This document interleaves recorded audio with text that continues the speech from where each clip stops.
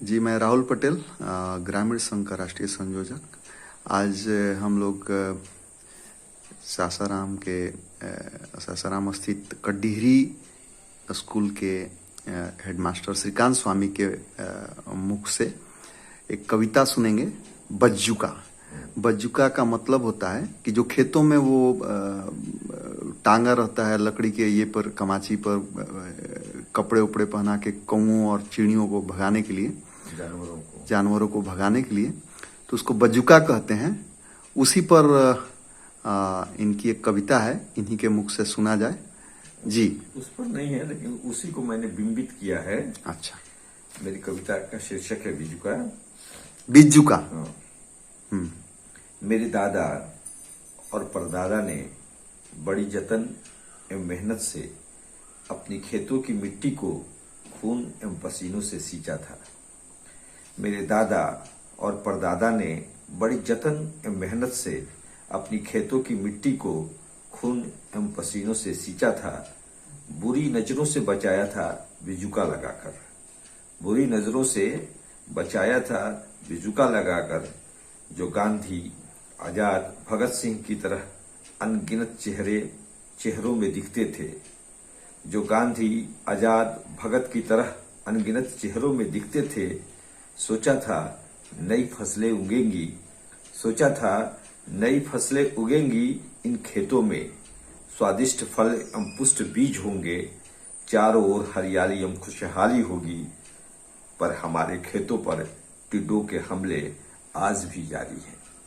पर हमारे खेतों पर टिड्डों के हमले आज भी जारी हैं। हर मौसम में अलग अलग रूपों में छा जाते हैं खेतों पर और चूस लेते हैं हमारे फसलों का रस। पर दिखते वो बड़े सुंदर हैं। पर दिखते वो बड़े सुंदर हैं। वाह वाह। हम लोग इसकी तुलना कर सकते हैं कि जो हम लोग हमारे अग्रणी हैं नेता और जिन्होंने समाज के लिए बलिदान दिया है, तो वो बिजुका की तरह समाज की रक्षा कर रहे हैं, गार्जियन के रूप में हैं। लेकिन ये जो टिड्डे रूपी धार्मिक उन्मादी लोग हैं, हिंदू या मुस्लिम या ईसाई, जो भी जिस भी धर्म का ले लीजिए, और उन्मादी नहीं भी हैं तो किसी भी तरह से नई युवा पीढ़ी के दिमाग में जहर घोलते हैं, जबकि किसी धर्म की आवश्यकता नहीं है, संगठन में शामिल होने की किसी धर्म में आवश्यकता नहीं है। पर ये ऐसी बातें कहते हैं कि इनकी बातें बड़ी सुंदर लगती हैं और लोगों को लगता है कि हाँ, उनके धर्म पर हमला हो रहा है और धर्म को बचाने की जरूरत है। तो ये टिड्डे के रूप में ये अपने विचारों को टिड्डों के रूप में फौज खड़ी कर देते हैं फैलाकर, और नतीजा यह है कि हमारी जो फसल है, जिसकी हम उम्मीद लगाए बैठे थे कि एक दिन सुंदर समाज बनेगा, वह सब नष्ट हो रहा है, नष्ट हो जाता है, नष्ट हो रहा है। आशय यही है आपका? हाँ जी राहुल जी, एक मेरी और कविता है, अगर कहें तो मैं जी जी जी। कविता का शीर्षक बताइए। पता ही नहीं चला। पता ही नहीं चला। अच्छा, पता ही नहीं चला। बड़ा रोचक कविता है। लोगों ने काफी उसमें हम लोग सुनेंगे और देखेंगे कि उसका तात्पर्य क्या है आपका, तब पता चलेगा कि पता चला कि नहीं चला। आजकल की कविताएं बिंब स्थापित करती हैं। अच्छा। अब आपके ऊपर है, आप क्या सोचते हैं। उसका अर्थ अलग अलग लोग अलग अलग लगा सकते हैं, जो जिस फील्ड में है उसके अनुसार। जी बताइए। हम तो कवि हैं भाई, हम तो दे दिया। आप सोचिए, बचपन में मन भर जेब में गुड़ के साथ। बचपन में मन भर जेब में गुड़ के साथ। खेल खेल में कब खाली हो गया पता ही नहीं चला। खेल खेल में कब खाली हो गया पता ही नहीं चला। उम्र के साथ मकई का लावा कब पॉपकॉर्न में बदल गया पता ही नहीं चला। पर उम्र के साथ मकई का लावा कब पॉपकॉर्न में बदल गया पता ही नहीं चला। मेरे पुरखों के खेत, गांव के घुड़सार और बचपन की जेब से निकलकर कब ब्रांड बन गया पता ही नहीं चला। मेरे पुरखों की खेत, गांव के घुड़सार और बचपन की जेब से निकलकर कब ब्रांड बन गया पता ही नहीं चला। रूप वही, तेवर वही, फ्लेवर वही, पर स्थान बदल गया पता ही नहीं चला। रूप वही, तेवर वही, फ्लेवर वही, पर स्थान बदल गया पता ही नहीं चला। ऐ मेरे बचपन के मीत, तेरे रूप और लावण्य पर ललचती हैं आंखें। ऐ मेरे बचपन के मीत, तेरे रूप और लावण्य पर ललचती है अब आंखें। जाने कब तू हमसे दूर हो गया पता ही नहीं चला। जाने कब तू हमसे दूर हो गया पता ही नहीं। आधुनिकता की आंधी में सब खो गया। और अब लोग जो घरों में अदौरी, तिसौरी, चरौरी, जो रुपए की अर्थव्यवस्था से लोगों को दूर रखता था, यह सब घरों में लोग चिप्स बनाते थे, उससे सब कुड़कुड़ा पर आ गए। एक बच्चा कहता कुड़कुड़ा, कुरकुरे को। और हम लोग सब चीज खरीद के खा रहे हैं। इवन जो आप पॉपकॉर्न की बात कर रहे हैं वो अभी पॉकेट में आ रहा है, पैकेट में आ रहा है, और उसमें तरह तरह के फ्लेवर में आ रहा है। 10 ग्राम पॉपकॉर्न का दाम 10 रुपया है जी। और जबकि ऐसे बाहर खुला में बिकता, सस्ता मिलता है। और आप अभी हम लोग गांव के घुड़सार से भुजवा करके बहुत सस्ता था तो अब तो खरीदने में सोचना पड़ रहा है। और हर बार जब एक व्यक्ति खरीदता है तो वह उस पर कर देता है, और इस तरह से रुपए की अर्थव्यवस्था में शामिल होता है। और जितना ही ज्यादा शामिल होता है उतना ही ज्यादा दलदल में फंसता है। जी बताइए। एक और कविता कहे तो सुना दो। जी जी जी बोलिए। ये है कि ये कविता मैंने एक बार देखा कि अंबेडकर जी की जयंती मनाई जा रही। अच्छा, कहाँ पे? सासाराम मनाई जा रही थी, अंबेडकर दिवस था जी। उनकी जयंती के अवसर पर मैंने यहाँ के कुछ जो अब तो सासाराम में ही ना, सासाराम में ही MLA थे, MLC हो गए हैं। अच्छा, वो भी बनमनील बस्तियों में जाकर के झाड़ू लगा रहे हैं। हाँ। पूरा अपना फोटो खिंचवा करके, मतलब एक दिन का दिखाना है। हाँ। तो सुनिए, उन पर मेरी एक कविता है। हाँ। शायद आपको अच्छी लगे। अछूत थे हम, अछूत थे हम, अछूत थी हमारी बस्तियां। अछूत थे हम, अछूत थी हमारी बस्तियां। गुजरते थे जब कभी, रखते थे नाकों पर अंगुलियां। गुजरते थे जब कभी तो रखते थे नाकों पर अंगुलियां। जाने क्या हुआ आज यारों, जाने क्या हुआ यारों, सब मचल रहे हैं हमारे संग लेने को सेल्फियां। जाने क्या हुआ यारों, सब मचल रहे हैं हमारे संग लेने को सेल्फियां। हाथ में झाड़ू, कंधे पर मैले की टोकरियां। हाथ में झाड़ू, कंधे पर मैले की टोकरियां, जो नसीब थे मेरे। हाथ में झाड़ू, कंधे पर मैले की टोकरियां, जो नसीब है हमारे। उसे भी कुछ देर ढोने के लिए, उसे भी कुछ देर ढोने के लिए बेताब है हस्तियां। उसे भी कुछ देर ढोने के लिए बेताब है हस्तियां।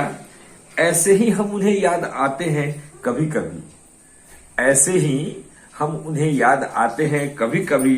दे जाते हैं दारू और दया कभी कभी, दे जाते हैं दारू और दया कभी कभी। चलो सपने हकीकत बने या न बने, चलो सपने हकीकत बने या न बने। बस्ती गुलजार है कभी कभी, बस्ती गुलजार है कभी कभी। अरे यारो, अरे यारो, उजाले से हमारी कोई दुश्मनी नहीं। अरे यारो, उजाले से हमारी कोई दुश्मनी नहीं। अंधेरे से हमारी कोई दोस्ती नहीं, अंधेरे से भी हमारी कोई दोस्ती नहीं।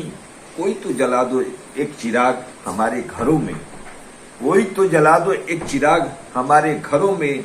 हम भी सुलझा सके अपनी किस्मत की गुत्थियां, हम भी सुलझा सके अपनी किस्मत की गुत्थियां। ये सेल्फी की आपने बात की, हमारे प्रधानमंत्री आजकल के जो हैं नरेंद्र मोदी, व्यक्तिगत नहीं, लेकिन मैं आपको 2-3 उदाहरण जरूर दे सकता हूँ। स्मृति ईरानी का, और एक जनार्दन मिश्रा की कोई है MP, या कहीं के अभी पेपर में आया था कि किसी स्कूल में जाकर बच्चों का पैखाना का सीट साफ कर रहे थे, वो भी किस चीज से, हाथ से साफ कर रहे थे गंदगी। अब देखिए जरा, मतलब वहां उन्होंने पहले से मिट्टी डाल रखा है कि क्या डाल रखा है वो अलग बात है, लेकिन दिखा क्या रहे थे कि वो स्वयं हाथ से साफ कर रहे हैं उसको। तो यह जो नौटंकी है, चाहे अभी कुछ दिन पहले आपने देखा होगा कि नरेंद्र मोदी एक स्वीपर का पैर धो के तब उसका सम्मान कर रहे थे। और फिर बाकी स्वीपरों का क्या होता है देश में, राहुल जी, जी। मैं उतना विवाद में नहीं पड़ना चाहता। नहीं, विवाद की बात नहीं है, यह तो एकदम को सोचने के लिए छोड़ दीजिए। यह तो मतलब चीजें दिख रही हैं लोगों को कि अरे भाई कभी आम चूस के खाया जा रहा है, कभी काट के खाया जा रहा है। अभी जब यही बात थी, और दिखाने वाला ही तो सेल्फी वाला ही, तो अभी ICF का एक रेल, वो कौन सा ट्रेन अभी चला है, वंदे भारत। तो अभी तक जो ट्रेनें बनती थी हमारे यहाँ, उसके आगे ये लगा रहता था, गार्ड लगा रहता था, और अब जो है वंदे भारत एकदम उसको आधुनिक लुक दिया गया कि नहीं, अब तो जापानी से हम कम थोड़ी हैं। वो पता लगा कि एक भैंस ने उसको ठीक एक बार नहीं 2 बार, और फिर तीसरा बार भी हुआ। तीसरा बार उसका चक्का काम करना बंद कर दिया, और उसमें मतलब टेक्निकल प्रॉब्लम आ गए। तो इस तरह से केवल दिखाने के लिए चीजें हो रही हैं। जनता एक्चुअली ग्राउंड पे एक काम जो है बहुत कम हो रहा है, या धीरे धीरे कम हो रहा है। एक कविता और है मेरी। जी जी जी, बताइए। बहुत हैं, लेकिन अच्छा लग रहा है। नहीं, हमारी इच्छा, हम लोग आपकी सारी कविताओं को एक एक करके लोगों के सामने लाएंगे। और हम चाहते हैं कि आप ही नहीं, आपके संगी साथी जो भी कवि हैं, जैसे अश्विनी बाबू हैं, तो ऐसे लोगों की कविताएं लाई जाए, ताकि लोग कविता के माध्यम से एक तो मनोरंजन कर सकें, और दूसरा उसमें गंभीरता भी हो, लोग उसके पीछे के मंतव्यों को समझ सकें। कविताओं के बारे में थोड़ा सा कहना चाहूँगा, 1 मिनट। कविताओं के बारे में कहना चाहूँगा, जो मैंने कुछ दिन पहले भी कहा था, कुछ समय पहले, कि हम लोग लंबा चौड़ा भाषण दे सकते हैं और बहुत सारी बातें लिख सकते हैं, पर जितना कविताएं संक्षिप्त में किसी बात को कह देती हैं, वह लेख और भाषण नहीं कह सकता। उसका अपना अलग महत्व है, पर कविता का अपना महत्व है। जी बताइए। मेरी इस कविता की शीर्षक है छाता। छाता। छाता। अच्छा। विश्वासों का प्रतीक। हाँ। कल ही एक छाता खरीदा था। अच्छा। विश्वासों का प्रतीक, कल ही एक छाता खरीदा था। हाँ भाई, विश्वासों का प्रतीक कहने से ऐसा लग रहा है भाई छाता खरीदे हैं तो रक्षा करेगा। हाँ। और बहुत चीज से रक्षा करता है दूसरों। हाँ जी बताइए। उस पर उसके बाद में आप चर्चा करेंगे। विश्वासों का प्रतीक, कल ही एक छाता खरीदा, गुण इतने कि अवगुण नजर नहीं आया। गुण इतने कि अवगुण नजर नहीं आया, तेज बारिश और धूप से बचाएगा। दुकानदार ने कहा कि ऐसा छाता है कि तेज बारिश और धूप से बचाएगा। जी। मुट्ठा पकड़कर कहीं भी चले जाओगे, भय दूर दूर तक नजर नहीं आएगा। मुट्ठा पकड़ के दूर पकड़ के कहीं भी चले जाओगे, भय भय नहीं नजर आएगा। हाँ, अच्छा। भय दूर दूर तक नजर नहीं आएगा। इतना सून खुशी से चेहरा खिल गया। इतना सून खुशी से चेहरा खिल गया। अब जो सुरक्षा कवच मिल गया, अब सुरक्षा कवच जो मिल गया, भाव के तरंग हिचकोले लेने लगे। भाव के तरंग हिचकोले लेने लगे। दिन में ही सपने नजर आने लगे। जी। दिन में ही सपने नजर आने लगे। अब तो अच्छे दिन आने वाले हैं। अच्छा। अब तो अच्छे दिन एक और अच्छे दिन वाले थे। अब तो अच्छे दिन आने वाले हैं। कोई मेरा क्या खाक बिगाड़ पाएगा? हाँ जी। कोई मेरा क्या खाक बिगाड़ पाएगा? तभी अचानक बारिश की एक बूंद ने सपनों से जगा दिया। तभी एक बारिश की बूंद ने सपनों से जगा दिया, और हवा की एक झोंके ने मेरे सोच को हिला दिया। और हवा की एक झोंके ने मेरे सोच को हिला दिया। मुट्ठा पकड़े मैं चुपचाप खड़ा था, और छतरी कहीं दूर पड़ा था। और सारा विश्वास गया तेल लेने। नहीं, हमारे यहाँ तो अच्छे दिन लाने वाले बहुत सारे लोग हो गए। मैं वो नहीं कर रहा, मैं अपनी अच्छे दिन लाने वाले, और पता लगा कि 10 साल बीत गया। लीजिए, अच्छे दिन आने वाले हैं, 15 लाख भी नहीं आए। अब तो लगता है इंटरेस्ट सहित मिलेगा 15 लाख। एक कविता मैं और सुनाऊंगा। नहीं, विश्वास टूटने की हमारी परंपरा आ रही है, लेकिन हमारा भारतीय समाज, अच्छा एक मिनट, हमारा भारतीय समाज इतना गजब का आशावादी है कि विश्वास तोड़ते रहिए, कुछ फर्क नहीं पड़ता है। हम टूटते रहते हैं, हम टूट के जुटना है। एक हमारे भाई साहब थे, बबनौल गांव में, भाई नहीं लेंगे, चाचा लेंगे, क्या लेंगे, मतलब हमारे रिश्तेदार करीब के नहीं। उन्होंने कहा कि हम लोग दूब घास है, हमको काटिए, हम लोग फिर उगाएंगे।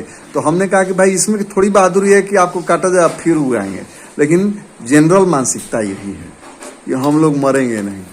एक कविता और है मेरी, कविता तो बहुत कि है, गलत लेकिन है, हाँ। बस अब पांचवी और अंतिम कविता मैं आपको अच्छा, सुना अच्छा, रहा हूं। कविता का छोटी-छोटी कविताएं हैं। शीर्षक क्या है? हाँ, मेरा टोला। मेरा टोला, हाँ, जी। यहाँ भी आप देखिए विश्वास को कैसे विकसित किया जा रहा है। हाँ, मेरा टोला हाँ, पीर के पहाड़ के नीचे, हाँ, मेरा टोला पीर के पहाड़ के नीचे, जहां सजती है बारात बढ़ जाती है चहलकदमी, जहां सजती है बारात बढ़ जाती है चहलकदमी, गुंजते हैं मंगल गीत 5 बरस पर। मेरा टोला पीर के पहाड़ के नीचे, जहां सजती है बारात बढ़ जाती है चहलकदमी, गुंजते हैं मंगल गीत 5 बरस पर, मिलती है पेट को अनाज, कंठों को तरावट और आंखों को सपने। मिलती है पेट को अनाज, कंठों को तरावट और आंखों को सपने, जो सजने लगती है दुल्हन की तरह, जो सजने लगती है दुल्हन की तरह, फिर कट जाती है रातें भोर के इंतजार में, फिर कट जाती हैं रातें भोर के इंतजार में 4 वर्षों तक, फिर कट जाती हैं रातें भोर के इंतजार में 4 वर्षों तक, 1 रुपए की लॉटरी की तरह, 1 रुपए की लॉटरी की तरह, जो मिले या न मिले पर सपनों को रोज रंगीन तो बनाती हैं, जो मिले या न मिले आस जिंदा रखती है, पर सपनों को रोज रंगीन तो बनाती है मेरे टोले में। पर सपनों को हर एक रोज पाँच- रंगीन बनाती है मेरे टोले। टोले में।